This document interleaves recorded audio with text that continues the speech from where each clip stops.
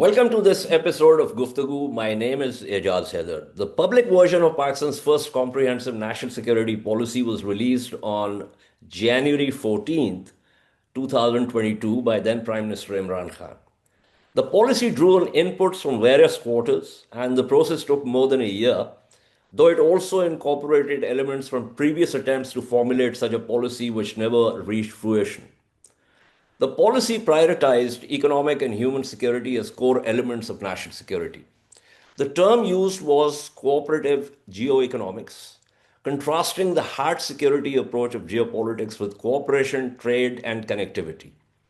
The policy's lifespan was for 4 years, after which it was to be revisited in accordance with internal, regional, and global developments. So 2026 is the year when the current government will have to revisit the policy.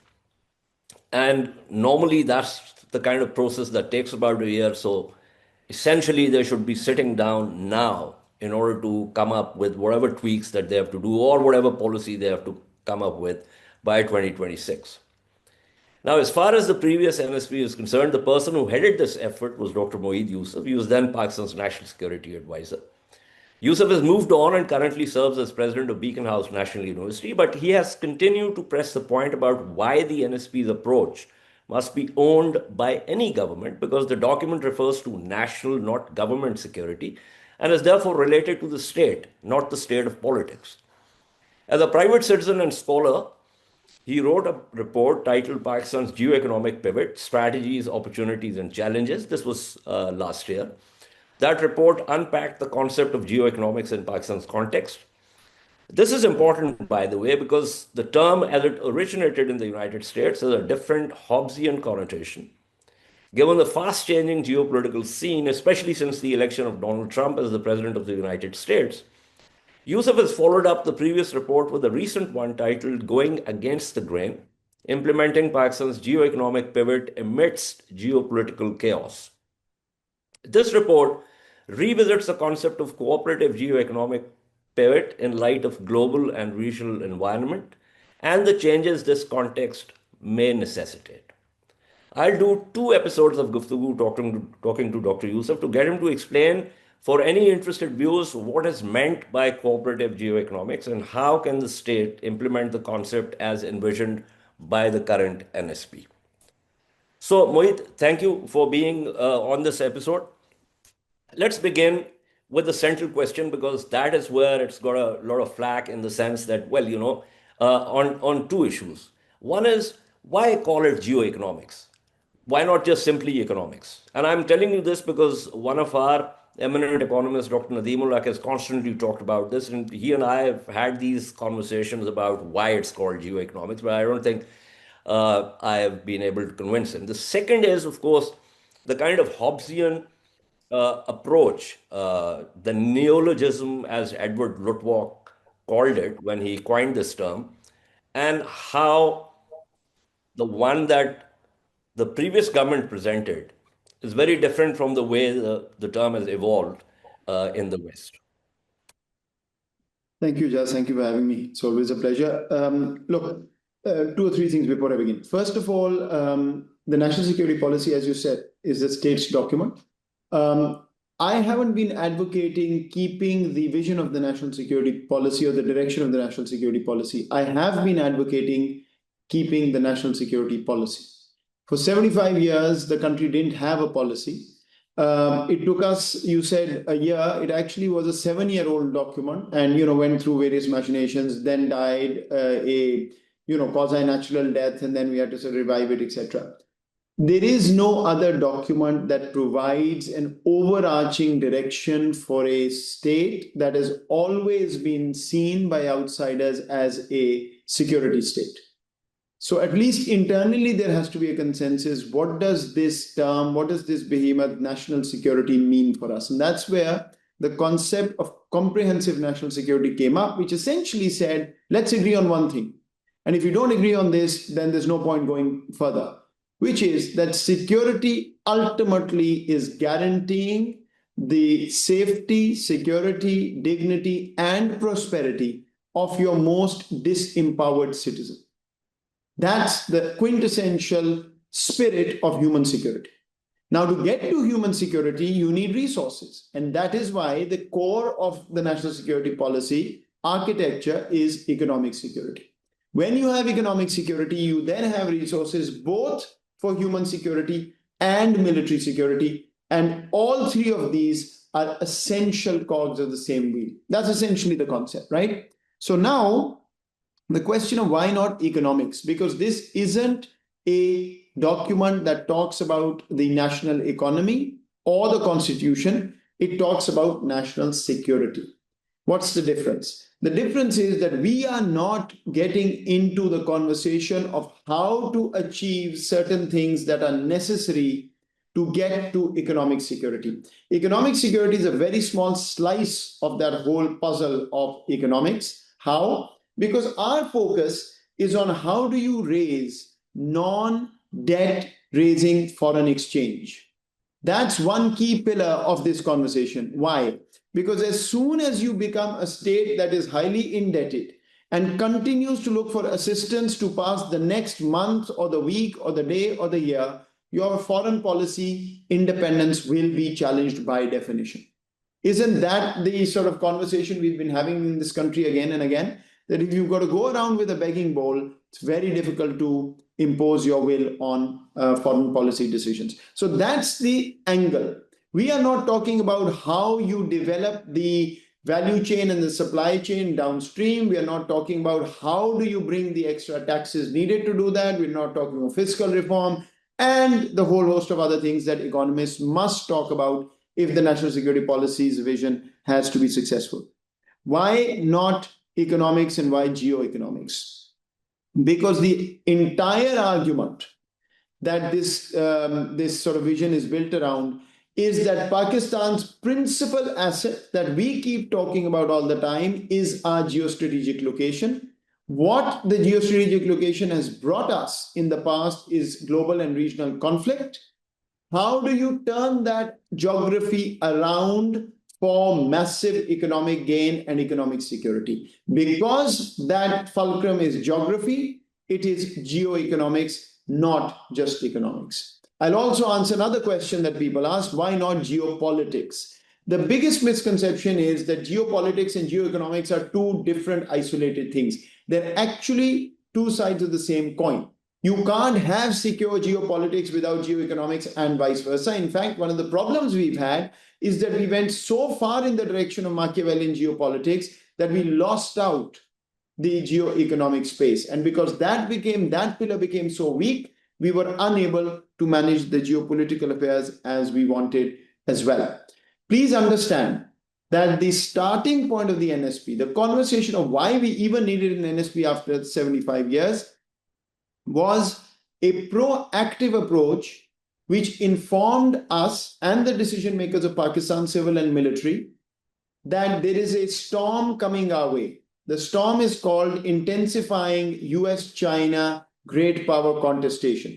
If we remain reactive like we normally do, we will become the grass that's trampled under the elephant's feet, which means that we will become a proxy battleground for the great power contestation. And once again, we will have to bid for one against the other. Our territory will be used for conflict, and we know what comes after that. And this time, given that we are stuck right in the middle of China and the US and other countries who have interests, we won't be able to sustain that. That's why this pivot, that's why this thinking that we have to move in a different direction proactively. We have US, China, Russia, Saudi Arabia, UK, you name it. We've got to create a melting pot of positive economic interests. And whichever way we looked at it, Ijaz, there were only three things that came up that had to be done for us to achieve that. Strategists were involved, economists were involved, anthropologists were involved, officials were involved, non-officials were involved. What are the three? Number one, start moving away from trying to raise money through assistance to development partnerships in a way that your debt doesn't rise. Only three ways to do that: export, FDI for re-export, and manpower export that brings you remittances. Second, regional connectivity. Unless Pakistan becomes the regional hub of connectivity, you are unable to achieve the kind of geoeconomic, the economic security vision that we had reflected. And third, the enabler for this is peace and a foreign policy in which you are not targeted because you're on one side or the other. That's the no camp politics mantra. Final point, the most interesting part is, even though you don't hear the word NSP, you continue to hear from officials the words economic security, the words geoeconomics, the word regional connectivity, which is great. For me personally, I don't care whether you use the term NSP or ABC. The important thing is that states cannot revise major visions every 2 years, 1 year, 3 years, and hope that you're going to get the results that you're looking for. 2026, you mentioned, is the year of revision for the NSP. The government has carte blanche. It should own it, change it as it wants, and keep moving in that direction. Whichever way one comes at it, the geoeconomic paradigm is going to remain sacrosanct. I'm convinced about this. Okay, great. So we're going to talk about how to implement this vision in the second episode. But let me ask you something. From the time that this report was, after all the research, and I said in my opening also that it also drew on a lot of material that was already there but never reached fruition. But from 2022 to 2025, now we're reaching the end of 2025, a lot has happened. Russo-Ukraine war, the genocide in Gaza, during the Biden administration, the small yard, high fence strategy by the U.S. against China, the attempt to kneecap Chinese tech, the disruption, and in between there's the already disruption by the pandemic of supply lines, this whole debate about reshoring, friendshoring, and multiple things have changed as far as global supply chains are concerned. Now, in the middle of all this, you also have the revival of geopolitics in a big way. Something that the report wanted Pakistan to kind of move away from, not in the sense that you obviously have geopolitical interests, but to essentially ground your geopolitical interests, or in order to be able to acquire those interests through geoeconomics, through connectivity, through production, through export and the rest of it. So if you were to today, in theory, asked to now, okay, 2026, we have to come up with something new. We are asking you to start that work, please, for us.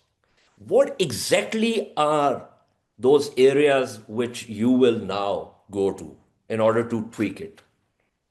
Yeah. So let me first say this. There's a lot of talk about the return of quote unquote competitive geopolitics, weaponizing of the economy and economic tools. And we are seeing that, right? We're seeing tariffs, we're seeing this conversation about cyber and cybersecurity, protectionism, and all of that. The problem, Ijaz, is that this weaponization of economic tools can be done by standard setters, not by standard takers. What are the areas in which the world is weaponizing these tools? Resource control, which means rare earths, critical minerals. You've got the cyber and digital infrastructure. You've got the financial infrastructure. You've got critical industries. Essentially, that's where this is happening. In none of those is Pakistan the leader. In fact, we don't have the wherewithal to actually be even a standard setter in any of these. We're going to be standard takers. So for countries who are not standard setters, you still have the option of either piggybacking on one of the major players or crafting a space for yourself where you're shielded from direct targeting by one of the bigger players. In Pakistan's case, the argument I have made is that the geoeconomic paradigm must remain cooperative, which, by the way, Jas, is not a concept that has been put out in the geoeconomic literature ever. And if we were a slightly more intellectually motivated nation and system and state, we would have taken credit for it. But anyway, that's another conversation. Why do I say that? I say that because you can't weaponize. And as your economic structures are set up, you cannot do without either China or the US. Overwhelming majority of your economic input comes from China, the output goes to the West. So this idea that choose one, a lot of people say this, is just practically impossible unless you can change those basic structures, which will take a long time. And I would argue you don't need to, because your geography can be a bane, but it could also give you this leg up if you do it right in terms of cooperative geoeconomics and the melting pot. So that's one point. That doesn't change as far as I'm concerned. What would I focus on is very simple and unfortunately simple. The reason is that our economic base is so narrow. We do so few things in the economy. We are so sort of weakly connected to the global value chain and supply chain that there isn't much that we can do which is new. So I would still focus on exports. I would focus on a very narrow band of exports where you can get results in the short to medium term while continuing to work on the long term strategy. This is not a substitute. In that, one big major addition is rare earths, critical minerals, sort of the mines and mineral space. That is going to be crucial. By the way, to get the mines and minerals in the hands of those who are going to benefit you, you still need regional connectivity. Without that communication infrastructure, you won't be able to do that. So I would focus on that. FDI, I would narrow down and almost preclude all FDI that comes in the consumer market. I think this is important to understand. When you get FDI just for consumption, it's a net negative because you're ultimately going to have to repatriate in US dollars. So only for re-export or capital investment for import substitution kind of initiatives here. And the third one, I would continue to focus on manpower export. That is the make or break, unfortunately, for the next 10 years. We don't have anywhere to leapfrog in any other area. But if you can properly skill your labor force, that could be a major leg up. Regional connectivity, unfortunately, you can see where we are. And this is not all our own doing. India, I think, is now on a suicidal path as far as the region is concerned. The less said, the better. I don't see an opening there. Iran, of course, the Western world has isolated. Afghanistan, I think we need to think very seriously about. There's no question that the Taliban have made it virtually impossible for Pakistan to remain positively disposed. There's no question that Afghan soil is being used for terrorism. Not today. Even when I was in government, you'll remember we put out dossiers publicly explaining, very, very specific instances. But I think we need to think about whether we have a strategy in place behind the tactics of using hard power. If we do, then the result should be that the TTP and all the terrorism coming from Afghanistan should at some point cease, and we'll get more space to get our economic house in order. I think it's easier said than done.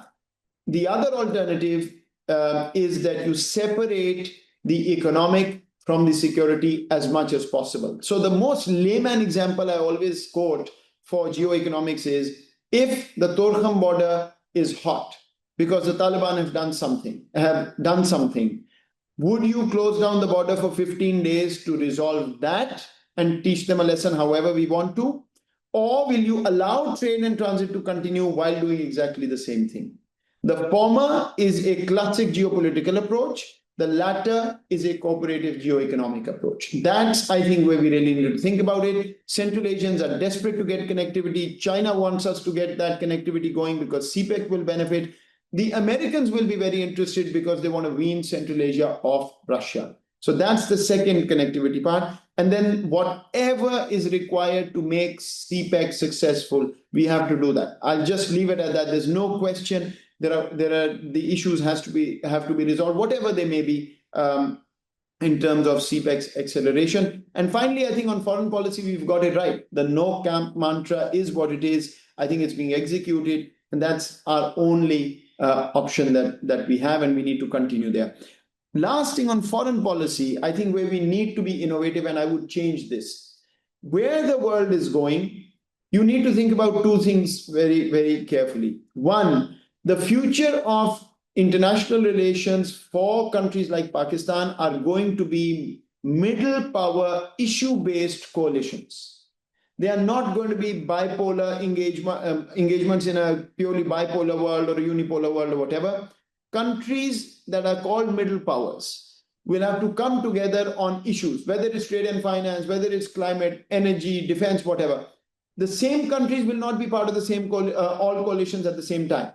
You may be with Saudi Arabia and let's say Turkey and maybe South Africa on one, and you may be with whatever UAE and somebody else on some other. This is complicated business, but the Foreign Office has to take this up because this is where we're going. Second, the same kind of middle power approach will also lead you to another conclusion.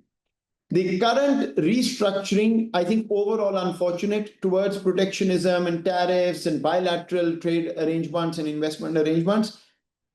For the world, it may actually reduce global wealth. But for countries like Pakistan, who had lost out in the liberal international order because we could not integrate ourselves into the value chains, this is an opportunity.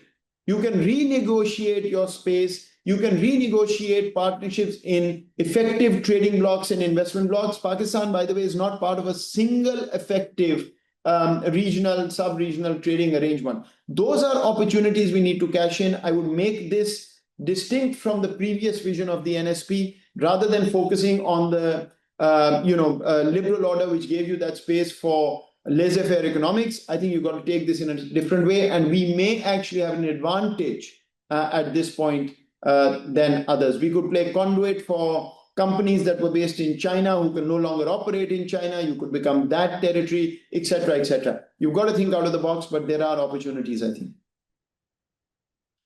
So, we're going to talk about the implementation of this in the next episode. But so far, what you have said is one, connectivity underpinned this policy. But even within the region, connectivity is very difficult to achieve for various geopolitical reasons. That's one point. And therefore, whoever is going to implement this policy will have to innovate, because right now it's not even possible. Perhaps we could say India minus approach, but we also now have an adversary in the West. So, how many can we say we are going to minus India, we're going to minus Afghanistan? So, it's going to be very difficult. That's one thing. Secondly, the timing, and I'm not saying the significance. Obviously, it is very significant because there is no alternative that I can think of, if not this. But the timing is really awry in the sense that we are now, in trying to do these things, in some ways will be bucking the trend rather than being part of the trend, which is really unfortunate because during the neoliberal trading order, if we had done something and become part of the global supply chains, perhaps today we would have been better placed to face these challenges. So we actually, from where I stand, we actually starting afresh and trying to figure out how to basically sail through these choppy waters. And Um, thirdly, and thirdly, that what you are suggesting requires an approach, to use a cricketing terminology, where whatever government, successive governments, will have to constantly keep the eye on the ball, because to figure out where we can get the advantage, to figure out where we can offset the disadvantages, requires the kind of whole of government approach and coordination, which so far we have seen lacking in the last whatever 78 years that we have been in existence. So I want your quick comment, and then we'll close this episode. And in the next episode, we will talk about how to implement this. so Ijaz, I think what you're saying, is probably conventional wisdom, and there isn't a disagreement. But I would take it in a different way, perhaps out of compulsion, given that we are where we are. Look, Pakistan is always struggling when it comes to open competition in the broader economic space, right? We've just not done what we needed to do for a country of our size and capacity and potential and whatever, right? $35 billion of export. Vietnam and Pakistan were the same in the early 90s. They're about 400 billion today. So, I mean, we are where we are. But I actually think the countries who are going to struggle more are ones who built their entire edifice around a purely export driven, value chain connected model of foreign exchange earnings. Let me explain. Look at Bangladesh. It basically built its entire economy around garments and the GSP sort of arrangements that it got from Europe and then built out from there. Had those opportunities not been there, their industry would not have stood up, the economy wouldn't have grown. Now they have a real problem because it's almost like a one trick pony problem that they're facing, and many countries in the world are. Pakistan has traditionally been better when you create bilateral deals, when you can maneuver geopolitics on the global chessboard and find partners who are willing to give you concessions. So one could argue that maybe the US is in that space right now, Saudi Arabia may be in that space now. So that global chessboard game, I think Pakistan plays very well. The problem is we are unable to translate that into domestic sustainable gains through reform. So again, I think the global chessboard is going to be less of a problem. This is an opportunity where everybody is struggling because of protectionism. Pakistan may find some comfortable deals like a 19% tariff versus India's 50% tariff, although I don't think that will hold, but in any case, so those are opportunities. Now, you may say that this is a bad way of coming at it. I agree with you, but you've got to make virtue out of necessity, right? I mean, it is what it is, but I think we can move certain things in that direction. On your regional point, look, I mean, I think there's a choice, and we have to think through this.